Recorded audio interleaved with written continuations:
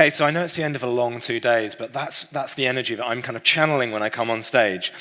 But look, as I come on stage, we're here to talk about change, right? And of course, it's not just technological change. When you're thinking about change in your industry, in your business, you're thinking about political change, economic change, demographic change, environmental change, all of the change that we've spent the last 2 days hearing about, right? Every time you open your computer, we're hit with this message: the world is changing faster than ever. And perhaps some of you might feel like this well-known futurist, Chrissy Teigen, who when she saw this image of a pope that went viral last year, she tweeted, "I thought it was real, didn't give it a second thought. No way am I surviving the future of technology." Because I'm betting that is how some of you feel when you look at all these overlapping waves of change that are constantly hitting us from every angle. But I want to start this presentation by offering a slightly different perspective from another very rich, very successful person, right? He must be a good guy. He's a customer of your industry, right? Jeff Bezos. And he was being interviewed on stage before the pandemic a few years ago, and a stage like this, and the journalist said, "Jeff, what are you working on at Amazon? Paint us a picture of the future of retail in 2035, 2040. And he stopped her and he said, "Yeah, it's funny. I'm always asked this question. Every stage I go on, people want to know what's going to change." And he said, "Put it to you, but I don't think I've ever been asked the other side of a coin," which you can all read on the slide behind me, what's not going to change. And he said, "I think, put it to you, that actually for me and my leadership team at Amazon, it's this second question, what's not going to change, which is far more interesting to us as business leaders. Because the things that don't change are the things that we can invest our time, our energy, and ultimately our resources in." He said, "The great thing is we know this." He said, "I know with absolute confidence," and everyone at Amazon knows with absolute confidence, that no customer is going to come up to me in 10 years' time and go, "Jeff, I love what you're doing at Amazon, but I just wish you had higher prices and slower delivery times," right? He said, "This is never going to happen." And he said, "This is the great thing about this question, what's not going to change, is as a leader, you know what it is. It's the basic fundamental human needs and wants that you dealt with for your customers 10 years ago, you'll still deal in 10 years' time. Right, so in your industry, status, right, the display of and the search for social status when you buy a boat, customer experience, right, all the things we've spent the last 2 days talking about. And that should start this presentation in a much more optimistic sense. We started by saying the world is moving faster than ever. There's all this change that we're wrestling with. But actually at the heart of all of these waves of change is a really simple truth, right? And I'm just reinforcing what we've heard from this stage again and again. It's a people business, and the people who understand people will be the ones who win, no matter how fast the world seems to be changing. And that should be really optimistic for everyone in this room, because that's what you're brilliant at. Right, so just to introduce myself a little bit more. So I spent a decade running this consumer trend and innovation business actually based in Amsterdam called Trend Watching. I exited that business in 2020 and spent the last couple of years, I feel like I have the best job in the world. I wrote a book, this is my co-author, Rohit. We launched it at South by Southwest 18 months ago now.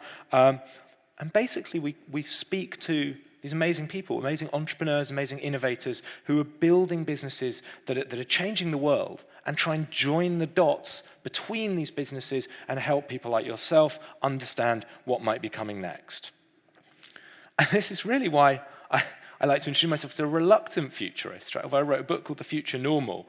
It's because, well, firstly, if I could predict the future, I probably wouldn't be standing here on stage talking to you. I'd be on my own super yacht, right? Having traded Bitcoin for the last 10 years. Right? So let's just agree that the future in some ways is unknowable, right? But that's not, I don't think that's my job, is to predict the future. It's to help you ask better questions about the futures that you can create for your own businesses, for your customers. But also, because the word futurist, it feels so distant, feels so passive, like it feels like something you kind of outsource to people who look like me or Martin, who wear black t-shirts. And this is what when I asked Dali to create an image of a futurist, this is what it creates. And I kind of play up to this stereotype. I wear my glasses and I wear my black t-shirt.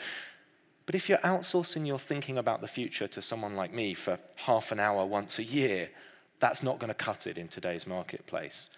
Right? But the good news is that what I do, I think you can do, and actually I think you actually do it every single day, perhaps without knowing it.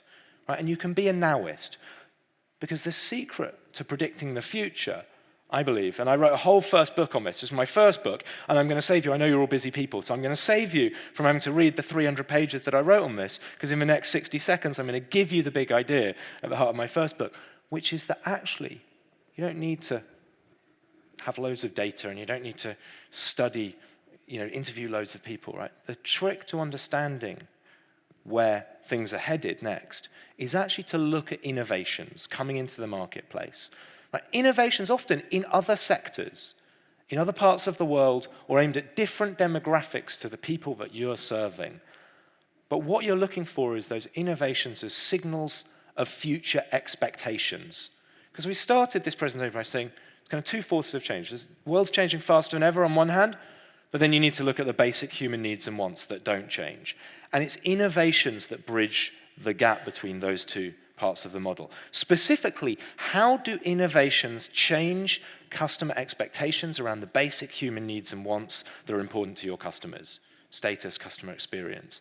Right, and to give you an example, right, remember 10 or 15 years ago, whatever it was, when you first got in an Uber, you pull out your phone, you press a button, you don't have to describe where you are, the driver knows where you are, you can watch them arrive, you can see their rating, you get in the car, you can share your arrival time with the person you're meeting, you get to your destination and you just walk out. Right, you have this kind of beautiful, back then, this beautiful information-rich, very transparent, very seamless, very convenient digital experience. But if you walked into H&M or Wagamama's, right, a restaurant, you had none of that. You're looking at the menu, you've got no idea which dishes are popular, you've got no idea if your waiter's any good, you've got no idea when your food is going to arrive, right? You've got no idea, when you come to split the bill, right, and everyone's scrabbling for their credit cards and trying to, split the bill. The gap between those experiences, despite the fact that basic human needs, this desire for convenience and seamless transparency and information, is the same. Of course, what's happened over the past 10 or 15 years is that gap has closed. Now, if you walk into a restaurant or a retailer, increasingly you do have more information. And that's why I think it's really important to look at these innovations and ask yourself, how are they changing customer expectations around the basic needs and wants that we deal in? And of course, the other reason why it's so important to look outside of your sector is because it helps you get an edge. Right? If you spend all day hanging out with other people in the superyacht industry, you won't see things differently. So what I'm going to do, I've got a couple of pictures of yachts in the rest of my presentation, but basically I'm going to tell stories about innovations from other sectors, from other parts of the world, aimed at different demographics to the ones that you serve, but try and help you see how they will be relevant to your business in the months and years ahead. Right? So I've just chosen a few. If you don't have a story that you want to tell and bring back to your business, come find me afterwards. I've got plenty more that I could have put into this presentation that I didn't, and I'll help you find something that's relevant to you. Okay? That's enough theory from me. Is everyone feeling ready to become a futurist? Or not a futurist, but a nowist? In the next 20 minutes, we're going to become nowists together. So look, very quickly, we spoke about basic human needs and wants. Right? When I was running a consumer trend firm, we built a whole model of basic human needs and wants around social status as ultimately the fundamental driver of consumerism in modern, affluent consumer societies. Right? The search for consumer status. And we all know, right? Traditional status, bigger, better, shinier, faster, glossier, newer. Right? This was the traditional picture of status, whether it's fashion or super yachts. Right? Bigger is best, newer, shinier, etc. But of course, we've seen this change dramatically over the past decade. Right? And this is, I'm telling you everything that you already know. But if you look at the ultra-high net worth individuals, what are they doing? Both in the yachting sector, right? Bill Gates, I know he's put it up for sale, but has created, the world's most sustainable super yacht, world's first hydrogen-powered super yacht. Right, so it's quite literally, it was called Breakthrough, or apparently Project 821, as I heard at lunch, should be called technically, but creating a new paradigm within the industry. But you look at other kind of entrepreneurs, right? How are people flaunting their social status once they have lots of money? They're doing things like this, and this is only 50%, so I can show this picture and wake everyone up at the end of a long 2 days. Right? The women in the audience are very happy with me right now. This is a guy who sold his payment platform, Braintree, for $875 million a couple of years ago, and you might have read about him, Brian Johnson. He is now in a quest to cheat death. Right? We hear so much about wellness and on-boat spas, right? He's taking it to the next level. What do you do in the world of wellness and health and longevity if you have endless money? You try and cheat death. He's spending $2 million a year. He eats the same meal every single day. He goes to bed at the same time. Right? He's creating this business called Blueprint. You can go online, you can order the same diet that he eats that will help you live forever. He talks a lot about his erections on social media at night, right? It's very interesting character. Okay, if you're ever bored, check him out. But this is a new status symbol, right? Or of course, it might be about social impact, right? You look at someone like LeBron James, arguably the world's greatest ever basketball player, has said his legacy will be changing the education system in the US and helping at-risk kids stay in school, right? So social impact. Or it could be sustainability. We've spoken so much about sustainability. I'm an Arsenal fan, so I'm fascinated by the fact that one of our ex-midfielders, this is Matteo Flamini, who's a professional football player, played for AC Milan as well, has now made reportedly $10 billion from his biotech company, which helps turn agricultural waste into green chemicals, sustainable chemicals. Right? This is the new status symbol for people who have everything. It's about contribution, not consumption. Right? And of course, how can we talk about the status symbol of the richest men in the world without talking about Elon Musk, right? Had a vision to take us to Mars, now increasingly more provincial, taking over America, right, by pulling the puppet strings of President Trump, okay? But this is, control, exercising influence. This is where the richest men in the world are looking to have an impact, right? And of course, we were talking about this at lunch, space and space tourism, the emerging frontier of space tourism, this is the first time your industry has ever faced, if you like, an even higher grade competitor. Right? You couldn't spend, as people said, this was the biggest purchase you could make, a super yacht. Now, you can do bigger than a super yacht, you can do an actual rocket and go into space. Right? So this is a challenge, but you should be thinking about the question, as I just show these examples very quickly, is you've heard a lot of data. I mean, there was a session earlier this afternoon about the data about the next generation. But I think the question to be really asking yourselves when you look at these qualitative data points, right, you don't need endless data, but it's about interrogating these news stories and thinking about what is motivating these people? What is motivating the super wealthy over the next 10 years? And we know this, right? They're entrepreneurs, they're creators. These are people who want to leave a legacy. And I've just shown with you an example of a few ways people are exploring leaving their legacy. But how is this going to change what they want from their yachts when it comes to health and well-being, when it comes to social impact, when it comes to sustainability? Because this is what they aspire to, as I said, to create, not just consume. Okay, so that's the first thought I wanted to talk about. We're talking about basic human needs. What status stories are your yachts telling, and do they align with those that your owners and their guests want to tell?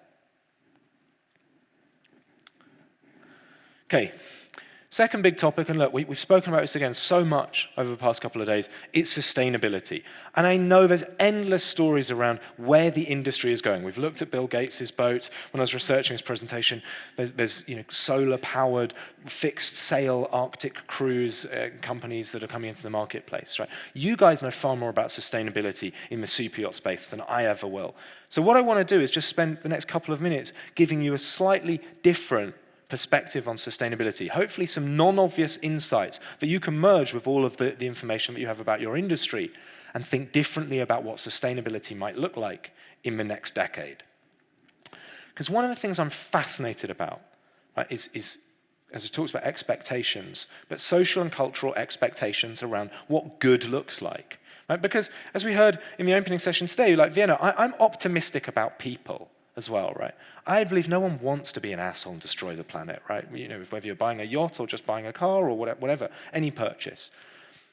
But if you think about it, over the last 40, 50 years, the entire narrative around sustainability, around artisan products, around luxury, has been this perception that natural is best. Right? This is what we think of when we think about kind of good, healthy, sustainable products. They're artisan, they're handmade, they look like Whole Foods, right, or whatever it is, right, fashion company. But if you think about it, it wasn't always the case. After the Second World War, we had plastics and nylons and all these synthetic materials coming into the marketplace, which was going to revolutionize things. There was going to be miracle materials, they were going to save us. Of course, we then found out the dark side of them. But the question I want you to think about is, what if the pendulum is about to swing back and synthetic products start being more attractive to consumers? Because we're going to see a wave of synthetic products like this. This is a French startup called Gourmet. Of course, it's a French startup, right? They're making foie gras, right? But they make lab-grown, or they don't like to call it lab-grown. They prefer cultivated, right? Sounds better for consumers. They make cultivated foie gras, right? So I'm not going to ask for a show of hands of who here loves eating foie gras, but foie gras is a problematic product for many people, right? Even if you eat meat, perhaps you might, in a room of your peers, you might feel a little bit awkward putting up your hand and saying, yeah, I love a product that involved geese having, being force-fed until they died. It doesn't make us feel good about ourselves. But this product is a cultivated foie gras, stem cells grown in cultures to become like cellularly identical to animal-produced foie gras, but no geese were harmed in the making of this foie gras. And I think the reason why I share this example with you is because I think it just shows the power to change our behavior, to change our expectations. Because if I ask you in 10 years' time if they can commercialize this, would you eat this foie gras? There's no ethical or environmental reason why you couldn't say, yeah, I love the delicious, indulgent taste of foie gras. Right? So this may change our behavior, change our attitudes, and make bad products suddenly become much more palatable, much better. And of course, we're already seeing this. We've seen this over the past decade with synthetic diamonds, and younger generations, right, increasingly preferring synthetic diamonds to their real alternative. Right, and I love, this is an example, I wrote about this in the book. This is a company called Sky Diamonds, created by this British eco-entrepreneur called Dale Vince. He was an eco-energy entrepreneur. He owns the world's first all-vegan football club. But he's also, one of his businesses, this company called Sky Diamonds. And he said, look, a diamond is just carbon. And so what they do is they take captured carbon from industrial processes, and they capture it and they make a synthetic diamond out of it. Right? It's all storytelling. I mean, how much are you saving the world? How much carbon is really in the diamond on your finger or the earring? But it's the story that it allows consumers to tell. It turns a bad product that maybe has child labor in the DRC, in the supply chain of it, right? So it's a product that you maybe feel a little bit guilty about into one that you flaunt and tell people about because of a story it tells about you as an individual, you as a consumer. And so I think there's a lot of parallels from a superyacht industry. But the question I would ask you to think about is, synthetic biology is probably not on your day-to-day radar too much, but what would it mean if we enter a world where for the next 40 or 50 years, just as we have known that natural is best over the last 40 or 50 years, that actually that starts to change and people start to see fake, and they're not going to call it fake, of course, right? It's synthetic, cultivated, fermented, right? All of these technological terms in synthetic biology. Those products are seen as cleaner and more ethical and more luxurious than their all-natural counterparts. I think it's a really interesting provocation to think about over the next decade. And the other idea I want to float with you, the other kind of non-obvious idea, is when it comes to sustainability and purpose and impact, is this, right? We know that humanity's superpower, if you read Yuval Noah Harari's *Sapiens*, he talks about this, the thing that differentiates us from animals is our ability to collaborate at scale. This is how we can build cities and super yachts and all the wonderful things that make up human society. Right, but of course, in capitalistic societies, right, there's an element of competition, an element of tension between that collaboration and competition. But of course, what we're seeing is increasing ability or increasing appetite for people to collaborate, right? And this, of course, this is when I was researching this, it was the Schmidt Ocean Institute. He's created this institute where he will give scientists space on this yacht as long as they open source their science, right? And of course, like the tech billionaires that we spoke about at the start of this presentation, like he's already made his money and he's now giving it away. Right, so this model of kind of philanthropy has been where open source and collaboration has led in the charitable sector and the non-profit sector. But increasingly, there's a lot of talk about how this will start to really impact the capitalistic world that most of us operate in. Right? And I use the example of DeepMind. Right? This is Google's AI department. Right? You've probably heard of him, Demis Habbibis. He was awarded the Nobel Prize for chemistry earlier this year because they did something really interesting. So they've created this protein folding predictor, essentially this platform that can predict the shape of proteins, revolutionized the field of biology. Before this, we knew the shape of less than 200,000 proteins. Basically overnight, when they applied AI, that expanded to 200 million proteins. Right? This, if you are in biology, is a very big deal. Research, and what they did, an even bigger deal for the point of this discussion, is what they did with this, because they open sourced it. They now said, if you're a scientific researcher, you can set up an account, you can access this platform for free. And it's apparently being used by researchers looking for cures for cancer, for enzymes that eat plastics, for the malaria vaccine that they're testing in Africa. This is accelerating scientific discovery. But what's really fascinating is if you read about kind of when they talked about why they did this, it's because they said, look, as technology becomes more and more highly leveraged, if you think about these digital entrepreneurs that we spoke about at the start, that was the first wave of digital technology. AI is arguably going to be the next wave. Right? Increasingly, a tiny team, relatively, right? A few hundred people. DeepMind employs less than 1,000 people. OpenAI employs less than 2,000 people. Can change the world in really, increasingly profound ways. And those people, those hugely talented individuals, want to do more than just pump up Google's share price. They want to change the world. They want to change the world of science. They want to change the world of biology. Right? So this is a strategy to help them attract the best talent. And I think this is becoming more and more possible because essentially you don't need to employ as many people. This is their theory, right? We only need to employ 1,000 people so we can give away so much of our IP because we can still be exponentially more productive. So I think it's a really interesting model, and we're seeing it. I was discussing with someone over lunch about Rev, right, in your industry, the Norwegian billionaire who's creating this super yacht, where again, most of it will be given away to researchers, because this is about legacy, this is about status. And actually, when I was researching this trend some years ago, I was talking to someone from Volvo, and they said, it's funny, you talk about all this new stuff, synthetic biology, and there it was about sustainability and net zero commitments, open sourcing it. He said, I bet you didn't realize that actually we did this 60 years ago at Volvo. And he said, actually, the reason why all 3-point seatbelts look the same is because when Niels Bohlem, he's the engineer at Volvo who invented the 3-point seatbelt in the late 50s, Volvo said, we're coming into the automobile era. There's going to be millions of deaths on the road over the next few years. We've invented this, but our mission is to try and reduce. Our mission is we want to be a safe automobile company. And so for us, it's important that this is bigger than just us at Volvo. We're going to give this away to the industry. We're going to publish this under an open patent, and anyone in the industry can use it. And this person said, if you are an employee of Volvo, I think they're sponsors, aren't they? So perhaps we have someone here. Right, but certainly in the automotive division, this is when you join, this is still hammered into you, that this is how much Volvo is committed to its mission, that 60 years ago they gave away this kind of revolutionary invention to the industry because they felt that it was important to do that. And he said it's still a huge part of our brand narrative.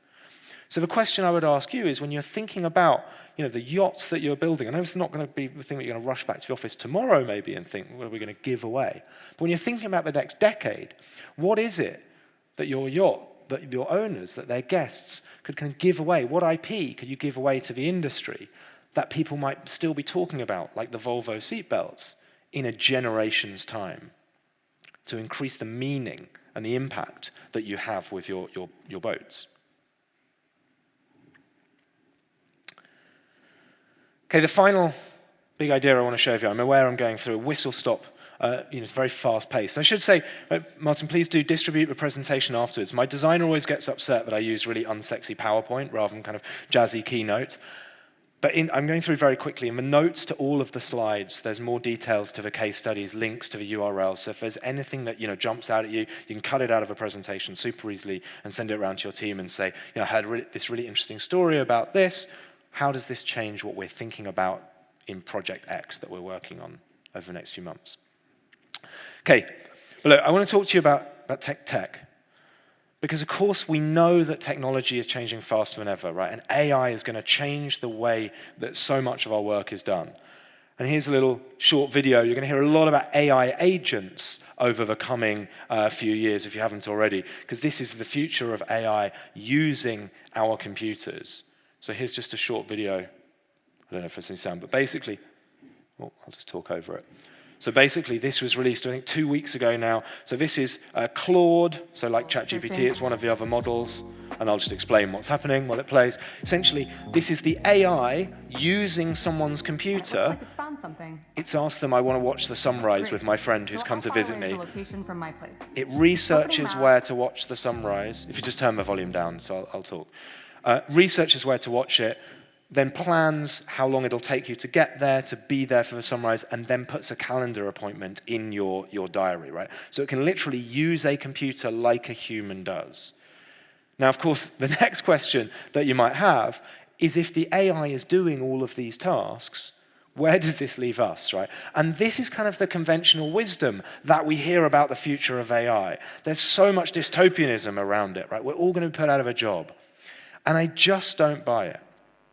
Right? Because I think the organizations that use AI effectively will be the organizations that actually use it to reimagine what their people do, to enable their people to have better jobs, more human jobs. And I love this example. I want to show this example because I think it's going to be way bigger than white-collar jobs. And I know there's lots of discussion about AI and how it's going to affect white-collar jobs. But I want to show you how far this could go. And this is still early days. Right? But this is a shot from a restaurant in New York that opened earlier this year. And it's from a founder of Chipotle, right? So the burrito restaurant that we're all familiar with, right? It's kind of, he left there and he's raised $35 million to launch Kernel. And what it is it's a really stripped back, fast casual dining restaurant. Customers pick up their food from the hatches there. But it's this picture of a kitchen that I want you to focus on, because in the back left there, you'll see there's a robot, right? And he said, there's loads of people trying to automate the restaurant industry, right? And they're obsessed with driving people out, and we're going to have, robots doing everything. And he said, I just don't buy it.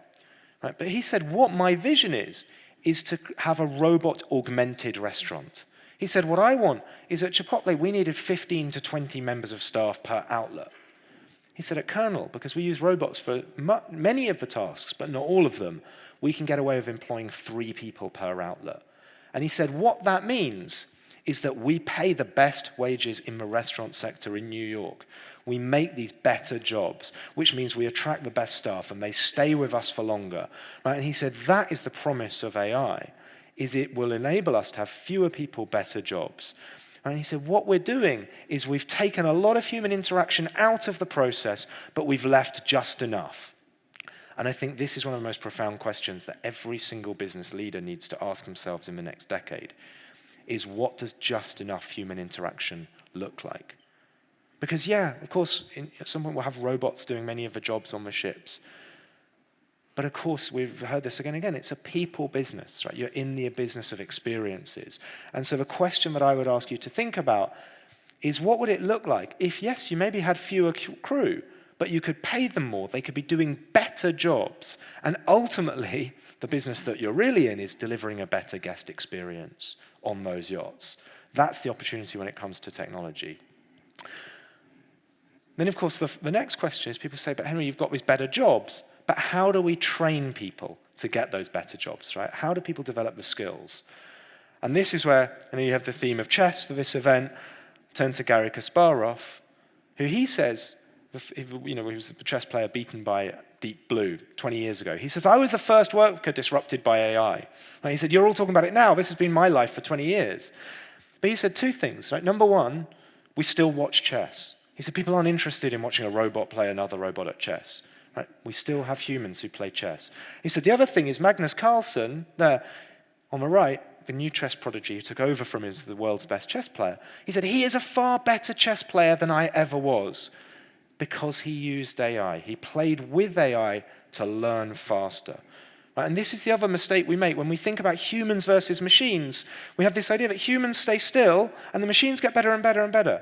And of course, that's not what happens, because people use technology to become better humans. And I just want to share this example with a little video with you. I bet you didn't think you'd be watching someone play Minecraft at 5:30 in the afternoon. But watch this. Hey, co-pilot, how's it going? Hey, it looks like you're about to dive into some Minecraft. Yeah, I'm trying to figure out how to make a sword. To craft a sword, you'll need some materials. Can you open your inventory? just press E on your keyboard. You've got some sticks, perfect for the sword's handle, but it looks like you're missing the material for the blade. Let's start by gathering some wood or stone. Shall we head out and find some resources? Yeah, that sounds great. So just to explain what's going on there if you didn't figure out, that is an AI, someone using their computer, playing the video game, and it's an AI that can see and hear what is on their screen and guide them through doing whatever it is they want to do. Right? And obviously, it shouldn't take a great leap to think about that was a kid playing a video game, but imagine every single crew member on your ship having a constant 24/7, completely tireless, personalized coach who can help them do whatever it is they're trying to do. Right? And of course, where this is going to go next is not just on a computer or on your phone, but increasingly embedded in smart glasses. Right? So this is the Meta Ray-Ban smart glasses. I was just reading this morning, the EssilorLuxottica CFO said in Europe, this is now the best-selling product in 60% of their stores. They're $300. They're still a bit basic at the moment, but you can take photos, but in the US, you can talk to them, has a little camera in the lens, and it can describe what it is you're seeing. Think about maintenance. Think about whatever it is on the ship that someone's trying to do. Imagine every single one of your crew members having a coach with them at all times to help them do what it is they're trying to do. Right? But the real point of this is we're not going to use technology to push humans off your boats, right? But we're going to use technology to help your humans be better humans, to learn faster, to have better jobs. So, that's three big questions that I've thrown at you when you're thinking about the next decade and beyond, when it comes to how you're designing and how you're thinking about yachts. But ultimately, it's about people. What status stories does your yacht tell? Can you enable these guilt-free experiences? And which tech superpowers are you embracing? But hopefully I've given you, as well as those three questions, a new way of seeing the world, right? Which also says, look, we do this every day. We are already futurists, we're already nowists, because we look at these innovations which are coming into the marketplace. Every time you get on a plane and you pick up the in-flight magazine, every time you open your computer and you start reading anything, you're going to hear stories about new business innovations, new startups, new products. But now, can you think about them through this lens of basic human needs and wants and use them to draw insights about the future that you might be able to create? Okay, look, this is just the tip of the iceberg. I've only scratched the surface. There's 100 different trends that I didn't talk about. If you enjoyed this, I write a newsletter every week where I go more into innovations about, and interesting innovations from outside of your sector. And that's normally where I'd end the presentation. But what I want to do, and Martin said, we had a little surprise. And I built this less than 3 months ago. But I want to talk to you about what you think about the future of the super yacht industry. Right? Because we hear so much, right, about AI and about how AI can create images, and you're all familiar with stuff like this, right? But I think there's a much deeper and more profound implication to what this creativity that AI unleashes is going to actually engender in the business world over the next decade. And I don't think enough people are talking about this. And we're not just going to talk about it, we're going to do it. Right? Because we've entered an era where this is the chief product officer of Adobe. He said we've shifted from being skills constrained, can you do something, to just being imagination constrained. Can you imagine the future that we're going to create? And I think this isn't going to be limited just to pictures and movies and music, right? All the AI-generated stuff that we're hearing about. I think this is going to change the nature of the business landscape in much more profound ways. And the final thing before we do it ourselves is I want to give you an example of this. So Shell, every year, run a renewable energy hackathon, right? And they ask kind of students or anyone interested to submit, they set challenges, and they ask people to come up with solutions, right? How can you use agricultural waste as an energy source or whatever it is? And I was reading about this year's, and they said the interesting thing, in the last 2 years, they've seen an exponential increase in the number of submissions, right? It used to be a few hundred, now it's over 10,000 submissions. And their theory is because it is now exponentially easier and exponentially faster for a group of students at Singapore Business School to see this challenge, have a half-baked idea, and explore it and develop it and get it submission ready. Right? And I think the organizations that win in the next decade will be the ones who help their team, or it could be their audiences, their customers, their partners, to use AI to bring these ideas that people have to the table faster and quicker and increase the throughput of innovation within their organizations. And so I want to do a little exercise where we do this together. Right? They always say never do a live tech demo on stage. Not only am I going to do a live tech demo, but I'm going to do a live tech demo where I have no idea what's coming because you are going to create the output and we're going to do it together. So what I want to do is to wrap this session, okay, I want you have a pen and paper, pencil and paper. I want you to draw in a minute. I'm going to give you 1 minute, okay? It's super quick. And everyone looks terrified. Whenever I say you're going to draw, okay, this is part of the exercise, don't worry. Put your nerves to one side. I want you to draw, as you can see, read here, a feature or amenity that will delight buyers in 2040, right? What will you be putting on your yachts in 10, 15 years' time? Okay, so to give you an example, I drew very badly, okay, it doesn't matter, it can be bad. I drew the idea that you would have a fake guest hologram that would project holograms of people onto the back of your yacht so that drone paparazzi would be fooled, right? This was just my idea, right? So as a customer of a yacht, you could be having your private party, whatever, at the front, and the paparazzi would have a very wholesome picture at the back of everyone looking good, and they wouldn't be getting drunk or misbehaving, right? So have some fun with it, but imagine a feature, right? And you can see my drawing is terrible, because just to kind of give you a little preview spoiler, we're going to use AI to help improve our drawings, okay? So don't worry so much about the drawing. It can be super rough, it can be stick people, but take 1 minute. Is everyone clear on what we're going to do? We're going to draw the product, the feature that you think will be fun to have on your yachts in 15 years' time. What will delight them, okay? So, I'm going to give you 1 minute. I'm going to play a little AI-generated song while you do that, okay? Everyone ready? Go.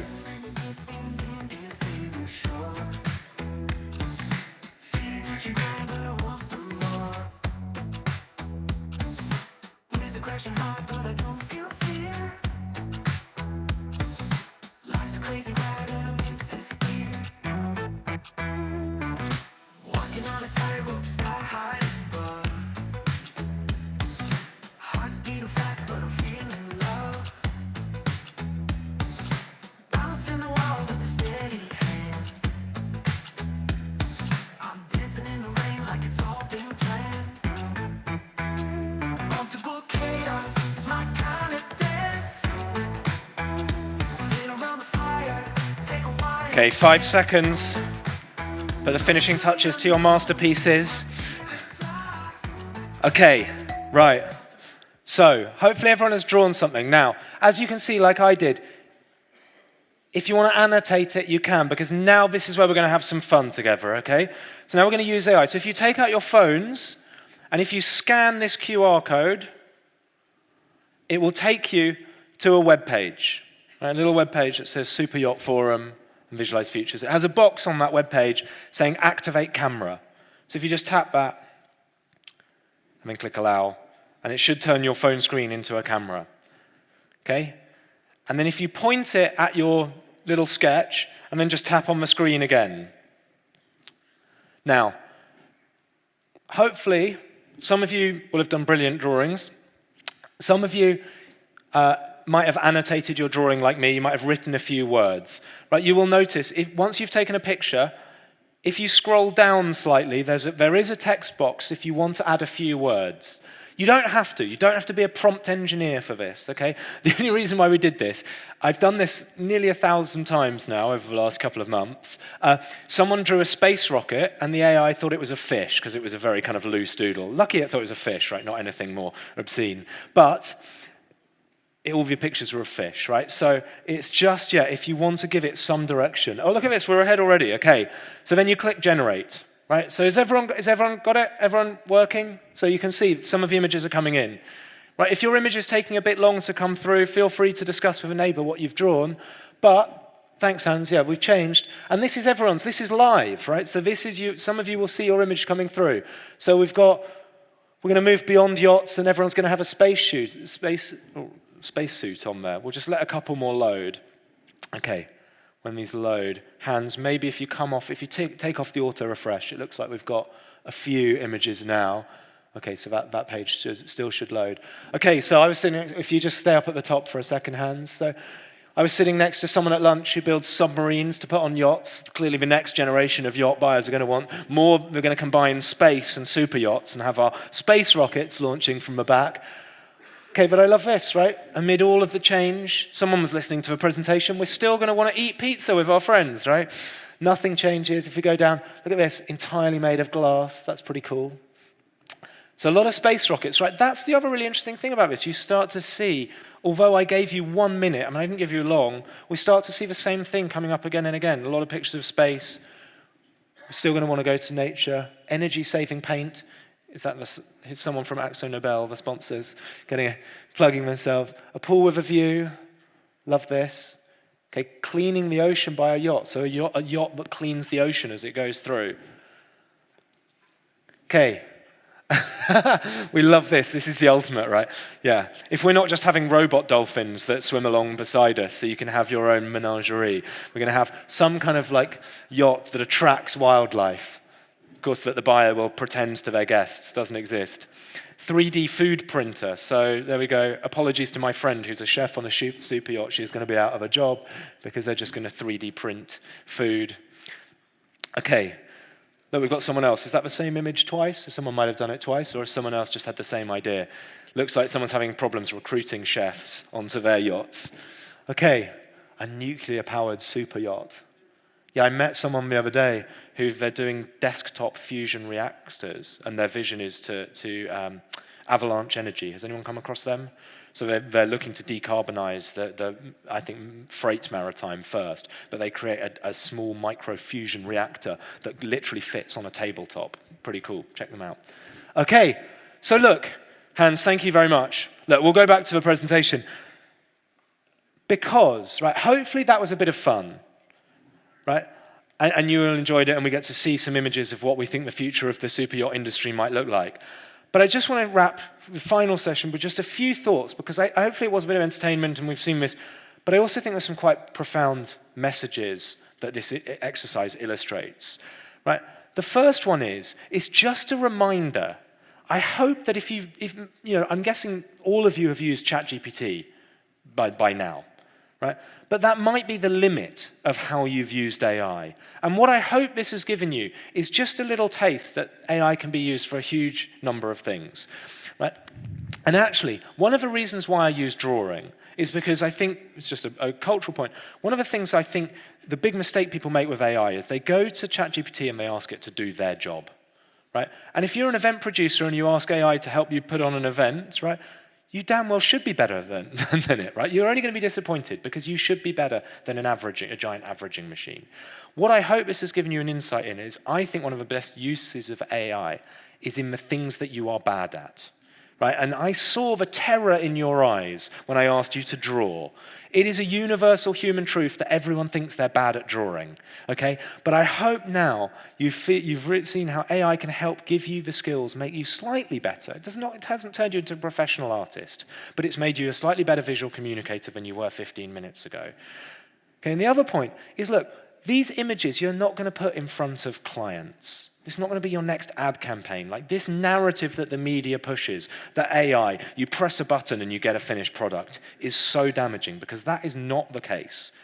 Right? Again, AI is great at helping you take a half-formed idea from 1 or 2 to 6 or 7. Right? Those images, they're not good enough to put them, out into the market. But I think many of them will be good enough to discuss, good enough to share with your colleagues. They're starting points for conversation. Right? So hopefully that's something to take away from this. And the other point is I know here there's many people running small organizations, right, rather than large organizations. But also you've got people working on boats. Right? Maybe English isn't their first language. One of the other reasons why I use drawing is to make the point that, again, like so much of our world, especially in large corporates, which are normally who I speak to, we communicate via text, emails, and PowerPoint slides. Right? That's how stuff gets done. That's how stuff gets communicated. And there are going to be many people in the world, I mean, we know this, right, because of neurodiversity, who don't perform at their best. So maybe English isn't their first language, maybe they're dyslexic or whatever it is. And again, the AI is about helping empower people to be good at the things that they're less good at, and that is going to bring new voices to the table. It's going to give people the confidence to share their ideas who maybe would have kept quiet before. And the final point is that, for me, this is really exciting, right? Because I developed this literally just before the summer. And for me, I've spent 15 years standing on stages, talking down at people, right, showing my ideas, and it's very indulgent and it's very kind of rewarding for me to get good feedback. But to create something where now we can have a conversation, and I can solicit 300 images of what you think the future of your industry looks like, is really deeply interesting to me. And we can do that visually, and we can do that open-ended, and we can do it fast and quick and easily. And so what I'm going to do tomorrow, I haven't managed to automate this part of a process yet, but tomorrow I will take all of your images, I'll download them all, and I'll drop them into AI, that's where it gets very meta, and I'll ask AI to pull out the key themes that you as a room have drawn. Right? So I'll share with you a little PDF, and I can even make a little AI-generated podcast now of two people talking about all of your images. So watch out for that, Martin. You'll share an email with everyone, right, will you, or whatever. Or connect with me on LinkedIn, send me a message, or send Martin a message. We'll get it to you, right? But this is about being able to do things that we've always wanted to do, hear from, this is why we come to events, to share ideas, to collaborate, to exchange ideas, to get inspired. But we can now do that in new ways. So that's why I'm really excited about the future. Because the truth is, right, it's the only future we can make is the one that we will imagine, and specifically you will imagine. So I hope I've given you some useful inspiration to imagine a better future, a different future, a more people-centered future. But with that, thank you so much for having me, and thank you for inviting me, and thank you. Now it's to wrap up the day, right? Thank you.